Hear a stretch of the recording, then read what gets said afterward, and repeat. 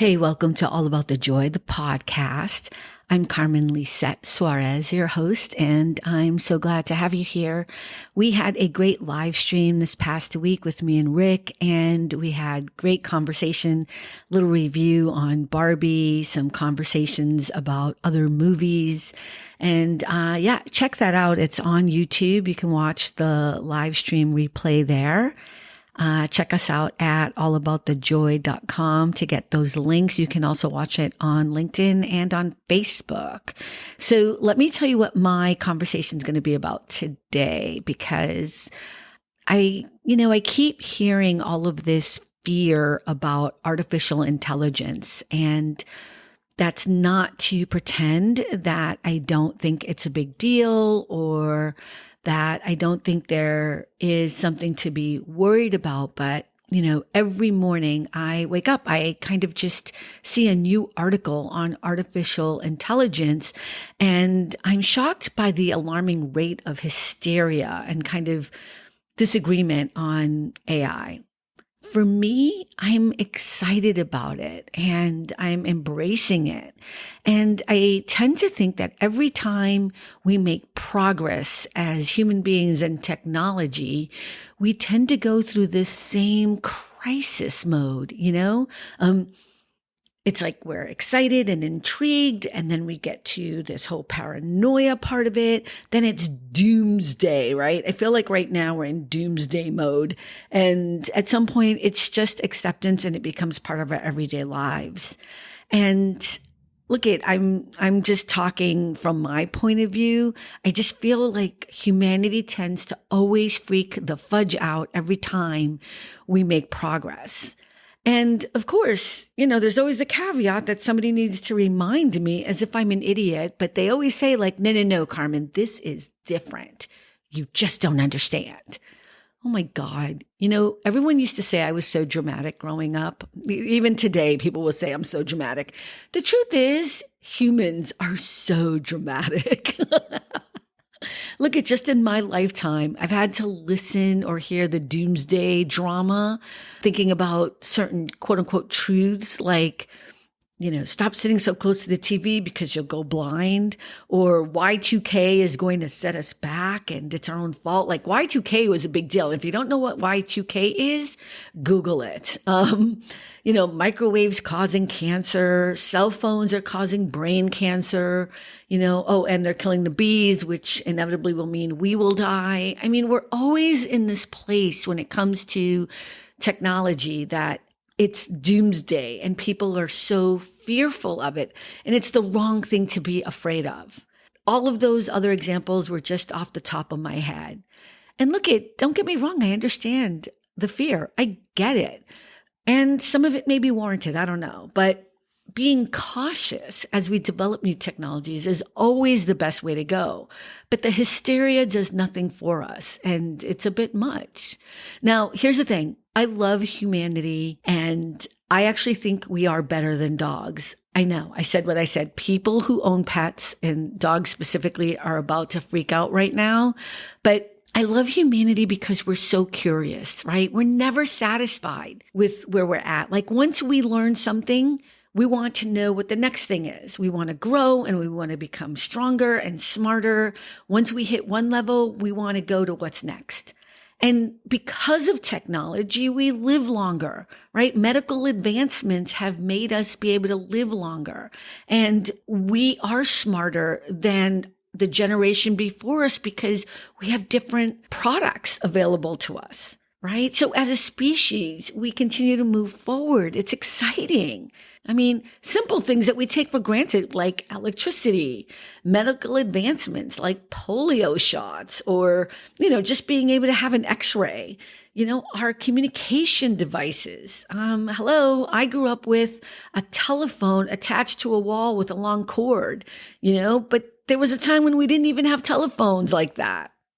Cars, and now we have electrical cars. I mean, we're moving forward and it's so exciting. And at the end of the day, it's what we do as a species, right? We do. We're curious. Even in our own personal lives, we do the same exact thing. Once we get a job, we're excited, we're making a certain level of money, and then time goes on and we realize, I want more money, or I want a new career, or I want a new title. We're always trying to move forward. And AI is just the next advancement in us moving forward, and I find it exciting. Now, understanding that with every new advancement, it does get a bit scary. There's no doubt about it. We've seen these possibilities in movies and in books. And I mean, I think about Stanley Kubrick and Arthur C. Clarke, right? The director and the writer for 2001: A Space Odyssey, which was a movie, masterpiece, by the way. Everyone should see this movie, whether you like sci-fi or not, but it's an incredible movie. But I think it was made in 1968. 67 or 68. And here's the thing, all of the advancements that we have today, like FaceTime and, our telephones in our hands, all of these things were thought of back then. It's fascinating, right? Gene Roddenberry, creator of Star Trek, is probably one of the easiest people to reference when it comes to these concepts of technology moving forward. So AI has been around our entire lives, by the way. It's nothing new and it's exciting. Now, as we venture down the logistics of AI, of course, now we're getting into a situation where we do need to fear how we use this tool, because like everything else, there are people out there that are very manipulative, that are greedy beyond comprehension, who are going to turn around and take this technology and try to abuse it, to line their pockets and to have control. So the fight isn't about this amazing technology, artificial intelligence. The fight is about how we use the tool, how the tool is used, how we compensate people for the work that they do that is contributing to artificial intelligence. This is what the Writers Guild and SAG-AFTRA strike is all about right now, by the way. This fear that, with SAG-AFTRA specifically, one of the items they're arguing about is, they want to scan one person, a background actor, scan them on all sides or whatever, and then use that image forever, for as long as they want to, in whatever movies they want to, because they would own it, because they would pay that actor for one day of work. That's ludicrous. That's crazy. That doesn't even make any sense. But it is where we're going, right? So the toothpaste is already out of the tube, right? Artificial intelligence is here. It's you can't put it back in. And I play with it every day. I play with artificial intelligence, ChatGPT.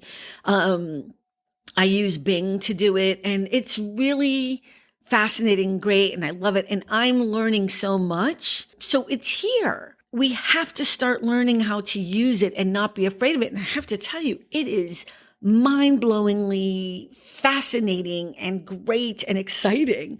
I love asking it questions. And then I love seeing that the prompts that I asked have to be retuned, rewritten, redone. You can speak into it and then it starts thinking to try to spit out this information. That is what's fascinating. The question is, how do we make sure we compensate for the artist who worked on things? So I'll give you an example. I wrote a book, Canela, right? Back in 2018, it was published. And when you go in and ask ChatGPT to write about Carmen, to write Carmen Lisette's bio, it pulls from that book.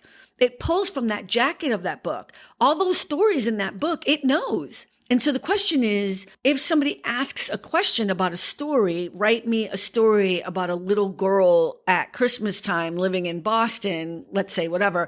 And it's going to prompt it and it's going to take that information from there. So the question becomes, right, how do I get compensated for a book that ChatGPT is using, right? Or artificial intelligence, we'll just keep using that. Artificial intelligence or OpenAI is using to grab information from, because it's learning from the web everything it needs to learn about us to spit out information. So I can create my bio, or I can ask it to write certain things for me about me, because it's gathering all that information and from all the crawling it does on the internet. And I don't know if crawling is the right word, but visually that kind of makes more sense, right? It crawls into all corners of the internet and it finds all the information it needs to find. And it does it instantaneously, by the way. It's pretty fascinating. And then it gives you whatever it is you asked for. Now, it's still learning and it's still trying to understand everything. But the question isn't, we have to get rid of artificial intelligence. What are we going to do with it? It's going to ruin our lives. It's here. It's here. And in a lot of ways, it's always been here. When you talk to your Google prompt, or you talk to your Siri prompt, or you talk to your, I forget what the one on Amazon is. But when you talk to those prompts, that's also AI. Those things are not happening out of nowhere. Artificial intelligence is artificial intelligence. It's something being able to spit back at you information as quickly as possible without you having to go to a library and figure it out.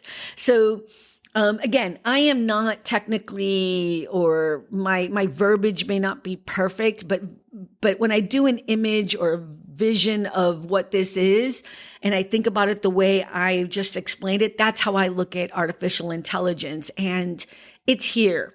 We need to embrace it. We need to understand it. We need to start using it as a tool as soon as possible. Everyone should be learning how to use it, and it's free. You can go on there and start learning how to use it. And really what we want to be talking about is, how do we use it responsibly? How do we make sure that people's work, people who are creating these, whether it be a book or poem or creating code or medical technology, whatever it is, all the things that people do, that people are being compensated in some way, shape, or form for the art that they're creating or the work that they're doing, that OpenAI and all of these services are using to gather information. That's really what the fight is about, and also about being ethical, right? There's a lot of question right now about, deep fakes. And which is, for people who don't know, when you're, you could use my voice and you could turn around and put somebody else's face and make it be that it's them who is saying it, right? And you've kind of seen a lot of deep fakes, maybe if you didn't even realize it, but, they could easily put words in my mouth without me even knowing, because they can pick up all the different words that I have used that are on, let's say, YouTube or whatever. And then they can manipulate those words to say whatever it is they want me to say and use a different face. Or they could change something like, whether it be President Barack Obama or, George W. Bush or something. Well, I guess he's, W's still alive, right? Sorry, excuse me. They could make him say something he never actually said by putting different words in his mouth and using technology in order to make it sound like him. I think there was a Tom Cruise lookalike guy who was kind of doing that for a while, and I forget who he is or what's happened, but that was my first experience with deep fakes, was watching this guy being used as a pretend Tom Cruise. And I'll try to put that in the show notes, a link to that so you can kind of see it, because that's also a scary thing too. It's both fascinating and scary at the same time, because the questions become, if you pass away and they want to keep using your image forever, they can put whatever the words they want in your mouth. And is that morally right? Is that ethical? Do you have a say? Does your family have a say? Your estate or whatever have a say in whether or not, they've brought back people like Tupac and Whitney Houston to be on stage doing that same exact thing. All of that is technology moving forward. Now, I'm not saying it's a horrible thing. There are things that are great about it, being able to go places that you would never be able to afford to maybe travel to or actually go to. You can actually, visit these places by means of some virtual artificial intelligence in some way, shape, or form, right? Or just being able to learn about things so much quicker because AI has the ability to spit it out so quickly. So it's really, really fascinating. There are things we need to figure out. I always want to believe in the best in people, and I always want to believe in the best in humanity. That doesn't mean there aren't jerks out there. We know there are. We know that they are.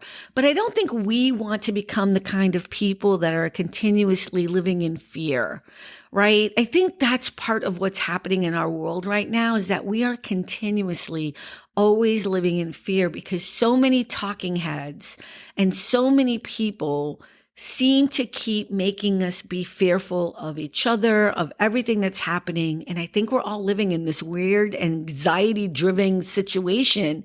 And we got to stop. We got to stop. We have to really just take a moment, take a breath, and breathe, and understand that it's going to be okay. It's going to be okay because when humans are at their best, we ultimately do the right thing. It might take us a long time, especially here in the United States. Goodness Lord. But I do believe that eventually we do get it right. So if you've been afraid about artificial intelligence or you've been pushing it away or you've been kind of jumping on that fearful bandwagon, let this be kind of a little reminder or a little kind of sign that maybe you shouldn't. If you have the ability to go on your computer and you can go to Bing.com, which is a search engine just like Google.com, and you can go into Bing and check out, they are using artificial intelligence right now, and it is fascinating and fun.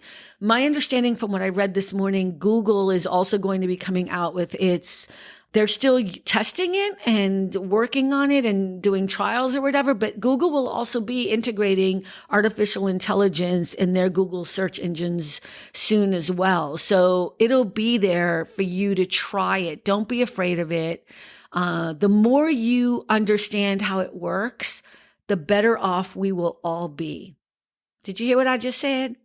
The more you understand how artificial intelligence works and how it can work in your daily life, the better off we will all be because you'll know what we're talking about when we have to have the good fights, the real fights that are going to be in front of us regarding any issues that come up. Okay, so I thought I would just share that. If you have any questions, feel free to go to my contact page. My website where all my links are is www.aatjoy.com. So that's aatjoy.com. You can also go to allaboutthejoy.com. And as always, forever, for the past 25 years, I think. Oh, it can't be. Yeah, it's been 25 years. CarmenSuarez.com. You can always go there. Send me a message. I answer them as quickly as I can. I will always reach out to you. And thanks, as always, for stopping by. I am grateful. And yeah, check out the live stream. Check out the blog post. And I appreciate you all so much. Until next time. Thanks for stopping by All About the Joy. Be better and stay beautiful, folks. Have a sweet day.